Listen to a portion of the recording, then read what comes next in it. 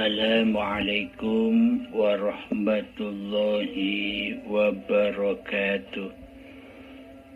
Bismillahirrahmanirrahim. Ashhadu an la ilaha illallah wa ashhadu anna Muhammadur Rasulullah. Allahumma salli ala sayyidina Muhammad wa ala ali sayyidina Muhammad. Rabbi shrah li sadri wa yassir li amri wahlul 'uqdatam min lisani yafqahu qawli. Amin. Bismillahirrahmanirrahim. Selamat petang atau selamat pagi menjelang subuh, wahai para sahabatku pecinta channel Uripe Allah.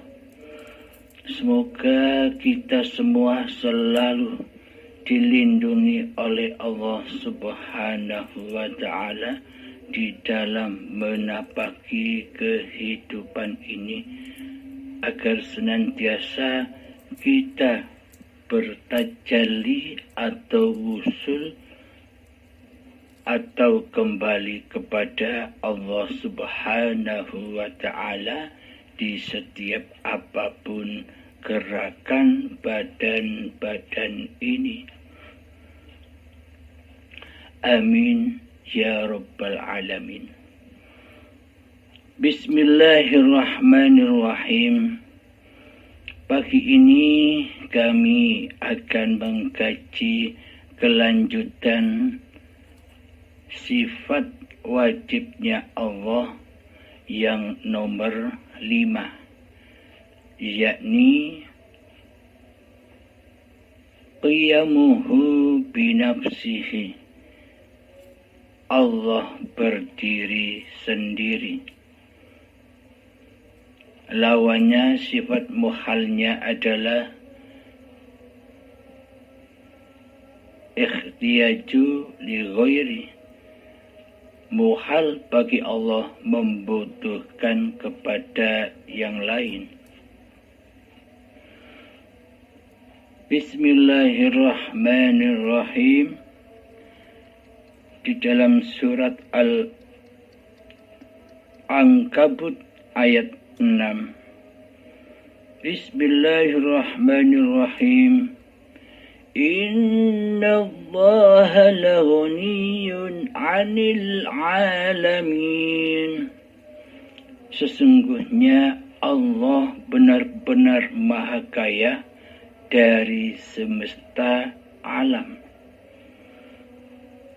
Jadi Allah itu maha kaya dari semesta alam, karena alam semesta ini sudah diliputi, sudah di dalam Allah itu sendiri.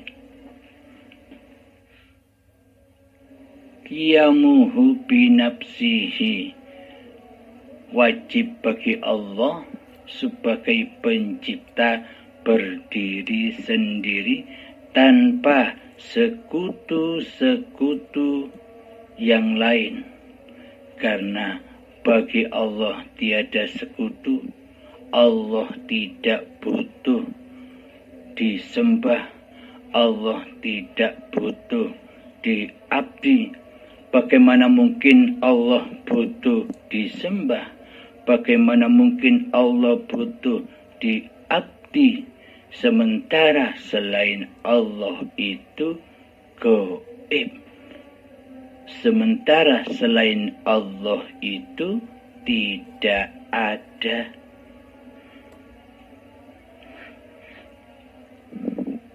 Alhamdulillahi rabbil alamin. Allah lah meliputi luar dan dalamnya makhluk ciptaannya. Jadi esakanlah Allah di dalam hati kita, karena diri manusia kita selalu diliputi oleh Allah Subhanahu wa Ta'ala di dalam maupun di luar diri kita. Allah berdiri sendiri dengan zatnya sendiri, yakni Hayatullah. Mari kita ilustrasikan bersama. Tanpa Allah, tanpa hidup, adakah kehidupan di alam semesta ini? Tanpa Allah, tanpa hidup, kira-kira manusia bisa tercipta dengan diri zatnya Allah? Jadi Allah Maha Pencipta dengan qiyamuhu binafsihinya. Allah tidak butuh yang lain. Allah berdiri sendiri di dalam seluruh ciptaan-ciptaannya. Jadi di dunia ini tidak ada orang yang kembar plek. Meskipun wajahnya kembar, meskipun hatinya pun tak akan sama meskipun saudara kembar. Karena itulah sifatnya Allah, qiyamuhu binafsihi. Allah berdiri sendiri, hidup berdiri sendiri tanpa sekutu. Mari kita ilustrasikan ketika ada hayawan melahirkan. Contoh ketika kita melihat kambing atau sapi yang melahirkan. Ketika anakan sapi atau kambing terlahir ke dunia, kira-kira yang memberdirikan, kira-kira yang menegakkan anakan kambing atau sapi itu, apakah induknya, induk sapi dan induk kambing membantu memberdirikan anakan-anakannya yang baru lahir itu untuk berdiri? Coba perhatikan. Ketika anakan sapi atau kambing itu terlahir, kemudian ia berdiri dengan dirinya sendiri. Tanpa bantuan induknya bisa berdiri. Jadi hidup itu tak perlu bantuan untuk berdiri. Hidup Allah itu berdiri dengan zatnya sendiri.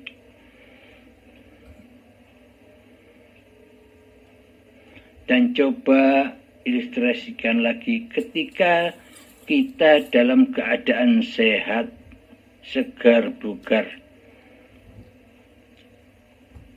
Kita mampu berdiri sendiri, kita mampu berjalan sendiri. Apakah kita butuh bantuan orang lain untuk memberdirikan badan kita, sementara diri kita sehat walafiat, tidak sakit? Apakah mungkin orang lain membantu melangkahkan kaki kita, sementara kita tidak sakit, kita tidak membutuhkannya? Nah, selama ini kan kita berdiri sendiri. Mau bangun tidur sendiri, mau berdiri, badan berdiri sendiri, mau jalan kaki jalan sendiri, mau mandi sendiri, mau sholat sendiri, mau ibadah sendiri, mau naik motor sendiri tanpa dibantu yang lainnya. Karena keadaan kita sehat walafiat, tak mungkin butuh bantuan. Mau masak di dapur, masak sendiri, kita tak perlu bantuan orang lain selagi kita sehat. wal afiyat. Inilah bukti nyatanya bahwa hidup itu adalah qiyamuhu binafsihi. Ia berdiri dengan dirinya sendiri, dengan zatnya sendiri, tanpa bantuan yang lain.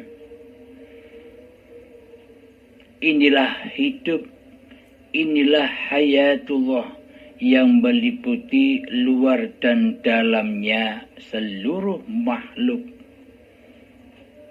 Itu ilustrasi yang ada di dalam diri. Sedang ilustrasi yang ada di luar diri kita, seumpama tidak ada Allah, apakah ada ruang kosong? Seumpama kita dibuntel seperti pelasan, kemudian ditaruh di dalam peti, dan kemudian peti itu dirapatkan hingga tiada rongga sedikit pun.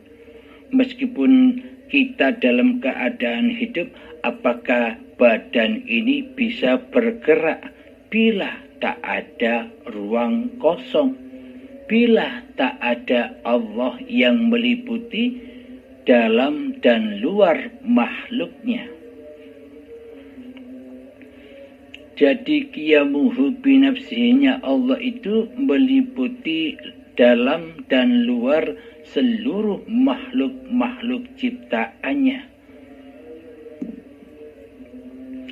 Ketika kita berdiri mau berjalan, jika tanpa adanya izinnya Allah, jika tanpa ada kuasa Allah, bila tak ada kekuatan Allah yang ada di dalam ataupun yang ada di luar diri manusia kita, apakah kita bisa melangkahkan kaki bila tak ada ruang kosong di hadapan kita? Inilah bukti bahwa Allah berdiri dengan zatnya sendiri. Namun seolah-olah sementara selama ini kan kita tidak bertuhan. Yang ada di dalam hati kita selama ini adalah Tuhan hawa nafsu kita sendirilah yang mentuhani segala aktivitas-aktivitasnya badan. Maka selama ini kita buta akan semua itu. Kita buta akan Allah, sehingga keraslah hati kita melebihi kerasnya batu, karena di dalamnya hati masih mentuhani hidup dan badan ini seolah-olah hidup dan badan diri manusia kita. Kita takkan pernah bisa mengenal Allah, sementara yang jadi Allah di dalam hati kita adalah hawa nafsu kita sendiri, diri kita sendiri, nama kita sendiri yang berkuasa atas hidup dan seluruh pergerakan-pergerakan badan ini. Alhamdulillahirabbil alamin. Allah berfirman kepada Kanjeng Nabi Muhammad sallallahu alaihi wasallam, Muhammad, jangan kau membahas tentang roh, karena roh itu adalah rahasiaku. Nah, ini dibuat pegangan bagi kaum syariat, bagi kaum yang belum mengenal Allah, untuk pegangan menyangkal para ahli-ahli tauhid atau para ahli-ahli hakikat dan makrifat. Wong Kanjeng Nabi saja tidak boleh membahas tentang roh. Loh, kok kamu itu kok megito ataupun kok bisa kamu itu menerangkan tentang roh? Jangan sombong. Kanjeng Nabi Muhammad saja dilarang untuk menerangkan tentang roh atau menerangkan tentang Tuhan atau menerangkan tentang Allah. Kanjeng Nabi Muhammad dilarang, apalagi kamu. Jangan sok pintar, jangan sok mengungguli Rasulullah Sallallahu Alaihi Wasallam. Kanjeng Nabi Muhammad Sallallahu Alaihi Wasallam saja dilarang membahas tentang pencipta. Yang diutus adalah membahas apa-apa yang diciptakan. Janganlah memandang zatnya, pandanglah seluruh ciptaannya. Inilah dalil yang dipegang oleh kaum syariat atau kaum awam yang hatinya belum bertuhankan Allah, yang hatinya masih mentuhani hawa nafsunya sendiri. Karena hidup dan badan ini masihlah diakui sebagai milik manusianya. Seluruh sifat-sifatnya Allah ia rampas di hatinya, sehingga ia berkedudukan bagaikan Tuhan di hatinya. Sementara Allahnya gaib, sementara Allahnya tiada, sementara Allahnya tidak berkuasa apa-apa atas diri manusianya. Seolah-olah demikian. Maka yang dimaksud, sejatinya yang dimaksud Muhammad, jangan kau membahas tentang roh. Roh itu adalah rahasiaku, kata Allah. Ini maksudnya sanepan. Ini maksudnya kiasan. Kiasan bahwa ketika manusia di dalam hatinya masih mewujudkan diri Muhammadnya, mentuhankan diri Muhammadnya di hatinya, yakni Muhammadnya masih merasa di dalam hatinya bahwa hidup dan badan ini milik Muhammadnya, selamanya Muhammad tak akan paham tentang roh. Karena selama ini roh diakui sebagai roh manusianya. Ini maksudnya sanepan, hiasan. Jadi ketika di hati kita yang wujud, yang nyata, yang hidup, yang berkuasa atas diri kita ini masih diakui milik manusianya yang tak bertuhan, maka mana mungkin manusia itu bisa menyembah Tuhannya, bisa mengabdi kepada Tuhannya, sementara yang wujud di hatinya adalah diri manusianya sendiri. Dan Allah sebagai penciptanya ia tiadakan di hatinya. Seolah-olah kita sebagai wayang mengatakan begini kepada sang dalang. Wahai dalang, aku tak butuh kamu, goiblah kamu, tiadakan dirimu dariku, karena aku sebagai wayang bisa mendalangi diriku sendiri. Aku bisa mentuhani diriku sendiri. Aku bisa menghidupi diriku sendiri. Aku bisa menguasai diriku sendiri, aku bisa mengkehendaki, mendaya upayai dan mengikhtiari diriku sendiri. Aku bisa kuat sendiri, aku bisa sholat sendiri, aku bisa ibadah sendiri. Itulah gambaran diri kita selama ini, seolah-olah tidak butuh Tuhannya sebagai dalang, sebagai pengendali ciptaan-ciptaannya.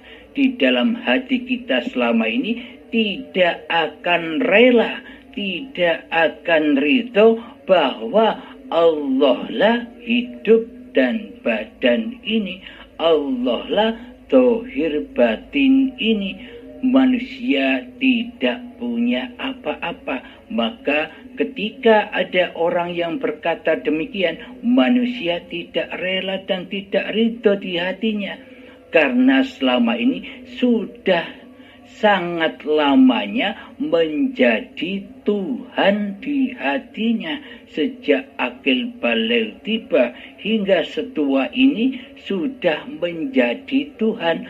Jadi tidak pernah akan rela dan ridho bila ada kekuatan dan kekuasaan Allah yang menandingi hawa nafsunya.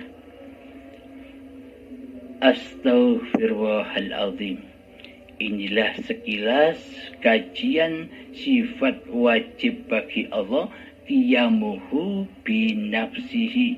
Allah berdiri dengan zatnya sendiri. Alhamdulillahirabbil alamin. Semoga saya dan semoga kita semua selalu di dalam lindungan Allah Subhanahu wa ta'ala, selalu di dalam bimbingan Allah Subhanahu wa ta'ala, agar di hati kita tidak syirik lagi, tidak ingkar lagi, tidak mensekutukan Allah lagi dengan diri kemanusiaan kita di hati kita. Alhamdulillahirabbil alamin. Akhiru kalam. Assalamualaikum warahmatullahi wabarakatuh.